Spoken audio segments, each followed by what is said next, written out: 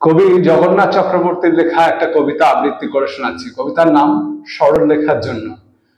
কবির জন্ম 1924 খ্রিস্টাব্দে পূর্ব পাকিস্তান, তখনকার দিনে, এখন বাংলাদেশ, যশোরে। তিনি পেশায় অধ্যাপক ছিলেন।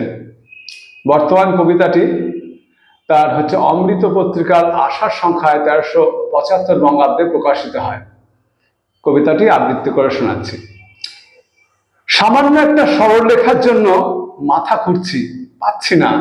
পৃথিবীতে কোথাও একটা সরল লেখা নেই। আকাশ অপরাজিতা নীল, কিন্তু গোলাকার। দিগন্ত চক্র নেমিক্রম। নদী আঁকা বাঁকা, পাহাড় এবড়ো খেবড়ো, হ্রদ চ্যাপ্টা। উপকূল বুকে হাঁটা সরীসৃপের মতো খাঁজ কাটা। কুকুরের লেজ কুণ্ডলী, হরিণের সিং ঝাঁকড়া, গরুর খুর দ্বিধা। আর গ্র্যান্ড ট্যাঙ্ক রোড উধাও, কিন্তু এলোমেলো। সৃষ্টিতে সরল লেখা বোধহয় এখনো জন্মায়নি। যত দাগ সব হয় ডিম, নয় নারকোল, নয় কলার মোচা, বৃত্ত, উপবৃত্ত ইত্যাদি। একটাও সোজা নয়।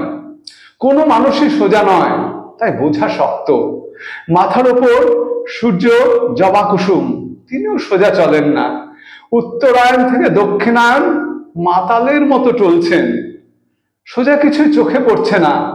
তোমার চোখের ঈষৎ ভাষাও আমার বুকের মধ্যে এসে কেমন যেন বেঁকে যাচ্ছে। আর আমার সোজা ইচ্ছাটাও তোমার দ্বিধার মধ্যে কেবলই কৌণিক। সামান্য একটা সরল লেখার জন্য আমরা বসে আছি।